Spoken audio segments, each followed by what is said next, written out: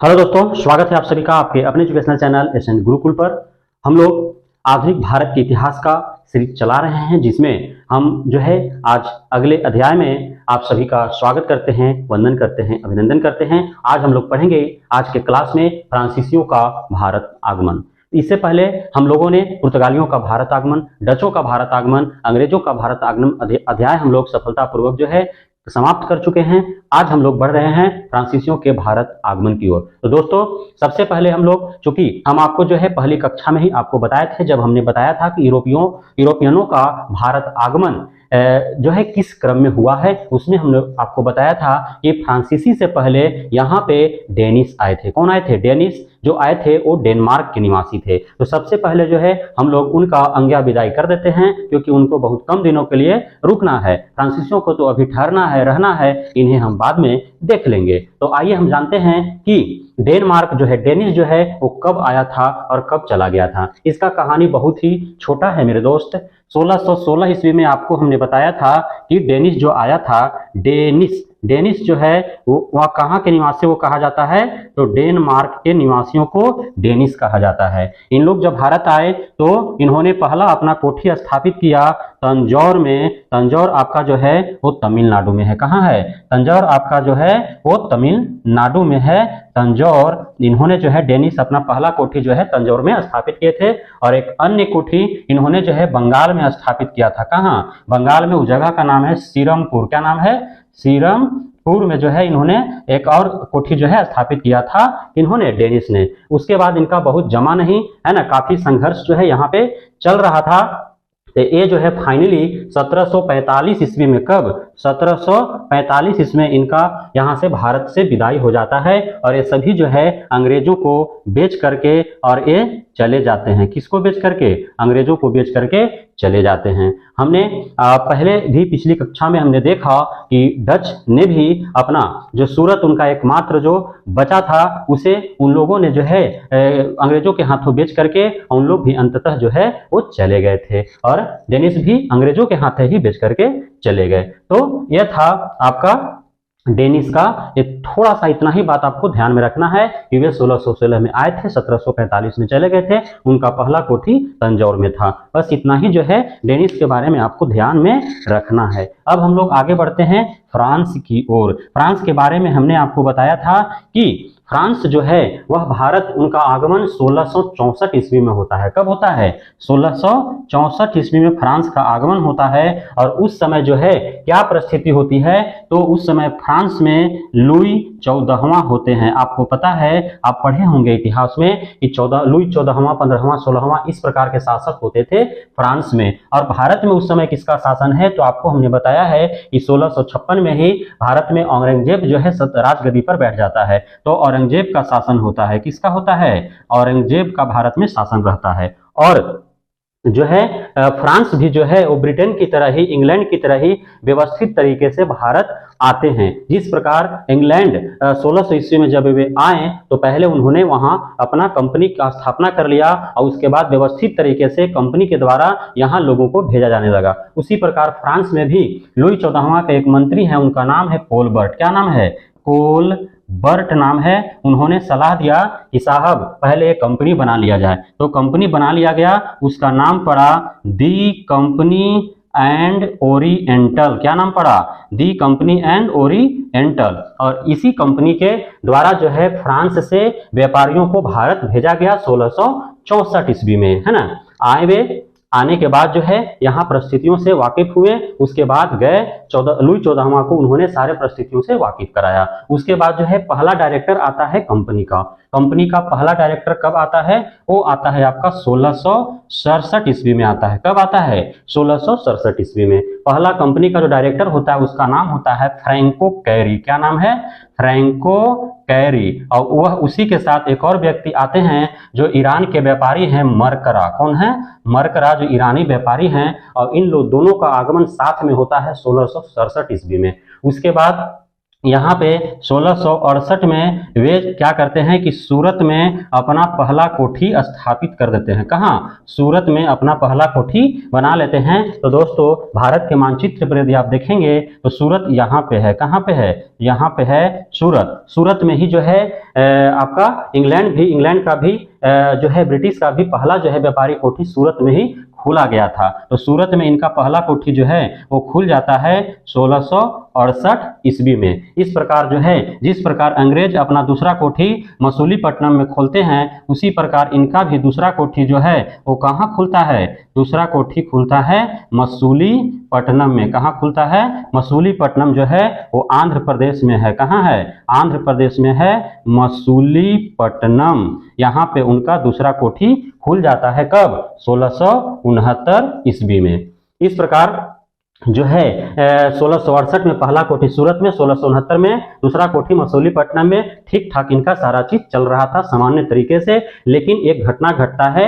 एक सेनापति है जिसका नाम है जो आपका दी लाहे। क्या नाम है? दी लाहे। उसके द्वारा जो है यहाँ गोलकुंडा का क्षेत्र पड़ता है जिसका नाम है सेंट थोमे। क्या नाम है? सेंट थोमे। सेंट थोमे में जो है हमला कर दिया जाता है आपका दी लाहे के द्वारा और वहां कब्जा कर लिया जाता है। अब गोलकुंडा के क्षेत्र में ही मसूलीपट्टनम आता है। गोलकुंडा के शासक नाराज हो जाते हैं कि मेरे ही क्षेत्र में मसूलीपट्टनम में तुमको जब व्यापारी केंद्र खोलने का जगह दिया गया तो तुम्हें जो है सेंट थोमे पर कब्जा करने की क्या आवश्यकता थी।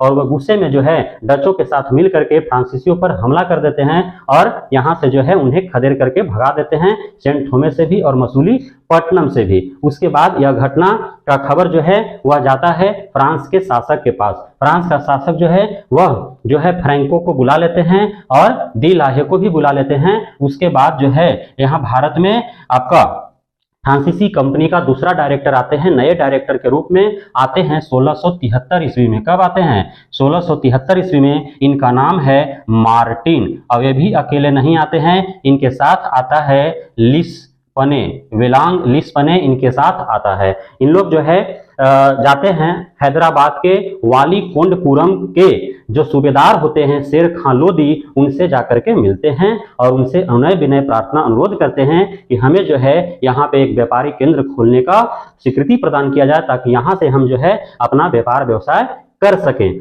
और सूबेदार शेर खां के द्वारा जो है इन्हें स्वीकृति प्रदान हो जाती है और ये पांडिचेरी में, कहाँ? पांडिचेरी में जो है ये अपना एक क्या खोल देते हैं? पांडिचेरी में अपना एक जो है वहां पे कोठी खोल दिया जाता है इनके द्वारा। कहाँ? पांडिचेरी में इनके द्वारा एक कोठी खोल दिया जाता है ना। इस प्रकार 1674 ईस्वी में जो है पांडिचेरी में कोठी खोला गया और इन लोगों ने क्या किया कि पांडिचेरी को शहर के रूप में बसाया और यहीं पे जो है आपका किला का निर्माण कर दिया। कौन सा किला? तो आपको जो फ्रांस का किला है वह किला का नाम पड़ेगा क्या? Fort Louis. क्या नाम पड़ेगा?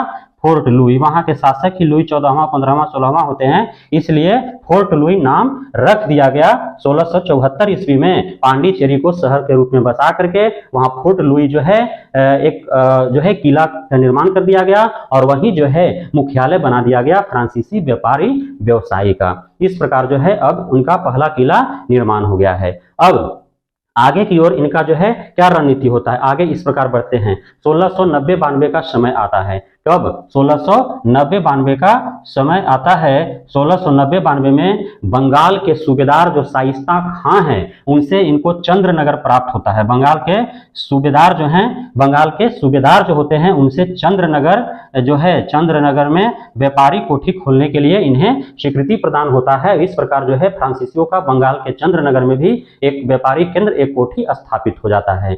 उसके बाद एक इनके साथ जो है घटना घटता है 1693 ईस्वी में। 1693 ईस्वी में जो है वे डच क्या करते हैं कि वे पांडिचेरी पर जो है हमला बोल देते हैं। कहाँ? पांडिचेरी पर हमला बोल देते हैं और पांडिचेरी से जो है फ्रांसीसियों को खदेड़ के भगा देते हैं। पांडिचेरी पर डच जो है वो अपना आधिपत्य कायम कर लेते हैं, है ना। तो इस प्रकार जो है अब पांडिचेरी से वे निष्कासित हो गए हैं फ्रांस और यहाँ पे डचों का अधिकार हो गया है। फिर आता है समय 1698 का। कब? 1698 का। 1698 में एक संधि होता है, उस संधि का नाम है रिज्विक संधि। क्या नाम है? रिज्विक संधि। और उस संधि के द्वारा जो है फिर से पांडिचेरी जो है वो फ्रांसीसियों को रिटर्न कर दिया जाता है। फ्रांसीसियों को क्या किया जाता है? रिटर्न कर दिया जाता है। डच अब यहाँ से जो है वे अब यहाँ से हट जाते हैं।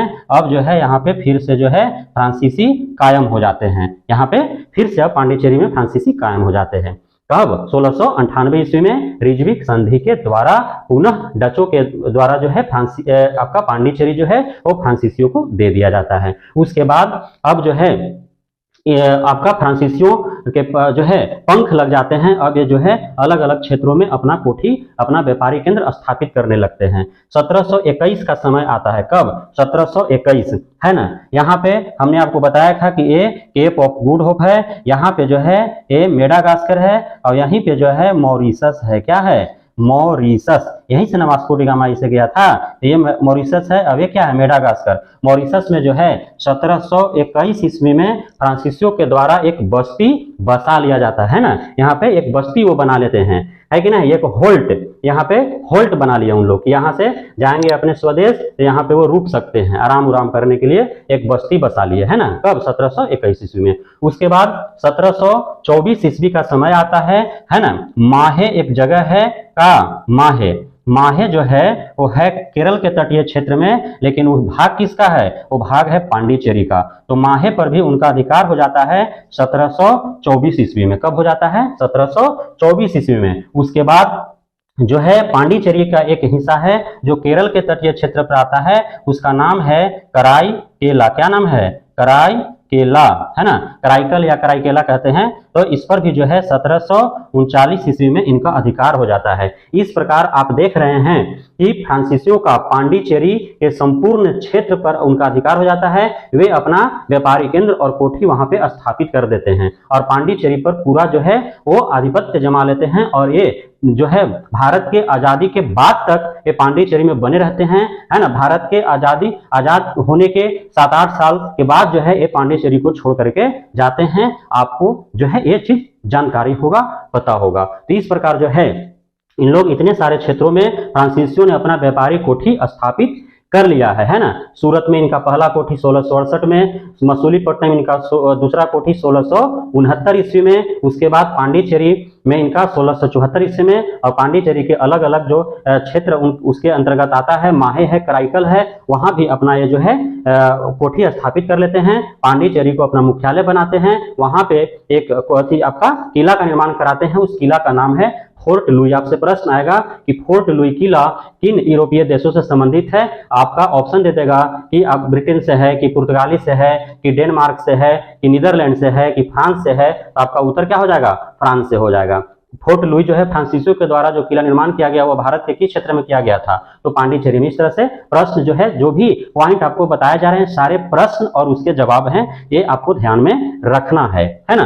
तो इस प्रकार ये काफी फलफुल रहे थे। लेकिन चूंकि उसी समय जो है, जिस समय ये अपने उत्कर्ष पर थे, उसी समय अंग्रेज भी जो है अपने उत्कर्ष पर था। और दोनों में जो है वो टकराव होता है कि चूंकि औरंगजेब की मृत्यु के बाद जो है भारत में जो मुगल शासक हैं वो कमजोर पड़ जाते हैं, इसीलिए इनमें होड़ लग जाता है। भारत के राजनीति में भी वे हस्तक्षेप करने लगते हैं और दोनों आपस में भिड़ जाते हैं। इस प्रकार जो है फ्रांस अंततः कमजोर पड़ जाता है, उसका पतन हो जाता है। उसके पतन के क्या कारण है? तो इसी क्षेत्र में जो है, कर्नाटक के क्षेत्र में जो है वो क्या होता है? 3 युद्ध होता है। प्रथम कर्नाटक युद्ध 1746 से 48। प्रथम कब होता है? तो प्रथम होता है 1746 से 48, प्रथम कर्नाटक युद्ध, है ना। और द्वितीय कर्नाटक युद्ध जो होता है वो 1749 से 54 तक होता है। तृतीय कर्नाटक युद्ध जो होता है वो 1756 से 63 तक होता है। और इन तीनों युद्धों का परिणाम क्या होता है कि फ्रांसीसियों का भारत से पतन हो जाता है। फ्रांसीसी सीमित हो जाते हैं, उनको सेना उना रखने के लिए अधिकार समाप्त कर दिया जाता है। अंततः उनको जो है वे सिर्फ पांडिचेरी में ही वे रह जाते हैं और उनका जो है व्यापार व्यवसाय भी काफी सीमित हो जाता है और अंग्रेजों का वर्चस्व जो है भारत पर कायम हो जाता है। नहीं तो अब जो है अगले हम लोग अध्याय में पढ़ेंगे कर्नाटक के युद्धों के बारे में, प्रथम द्वितीय और तृतीय युद्धों के बारे में। तो इस प्रकार जो है ये क्लास, ये कक्षा आपका समाप्त होता है। अब आप जो है इस कक्षा के माध्यम से फ्रांसीसियों के भारत में वर्चस्व, उनके आधिपत्य, उनके कोठी, उनके व्यापारी केंद्रों, उनके किला के बारे में आपने जो है बहुत कुछ जानकारी हासिल कर लिया। आपको कोई भी जो भी अध्याय हमारे द्वारा पढ़ाया जा रहा है उसको रटना बिल्कुल भी नहीं है। आप वीडियो देख करके सिर्फ दिमाग में उसको बैठाने का प्रयास कीजिए। ईस्वी सन आपको बिल्कुल भी ध्यान नहीं देना है, वो अपने आप उसको सुन करके जो है ध्यान में आ जाएगा। ईस्वी सन से प्रश्न जो है वो बहुत कम ही पूछे जाते हैं, ना मात्रा के पूछे जाते हैं, इसलिए आपको ईस्वी सन पर ध्यान नहीं देना है। तो बहुत बहुत धन्यवाद आप सभी का। जो भी हमारे भाई बंधु बहना हमारे जो है इस एसएन गुरुकुल के लिए नए हैं, वे इस चैनल को सब्सक्राइब कर लेंगे, ताकि इस प्रकार की जो भी हमारे द्वारा पढ़ाए जा रहे हैं, आज आपको आपका आधुनिक भारत का इतिहास पढ़ाया जा रहा है, उसके बाद भूगोल एवं पर्यावरण पढ़ाया जाएगा, उसके बाद जो है सामाजिक विज्ञान के अंतर्गत आने वाले प्रत्येक जो सेक्शन है, चाहे वो आपका प्राचीन इतिहास से हो, मध्यकालीन इतिहास से हो, आपका अर्थशास्त्र हो, आपका सामाजिक विज्ञान हो, उसके आपका जो पोल साइंस है, उसके बाद आपका बिहार स्पेशल है, इन सारे जो है विषयों को आपका अध्ययन जो है एसएन गुरुकुल पर कराया जाएगा। इसलिए आप इसका सदस्य बने, इसके साथ जुड़े रहें। बहुत बहुत धन्यवाद। यदि यह वीडियो अच्छा लगा हो तो आप लाइक करें, कमेंट्स करें।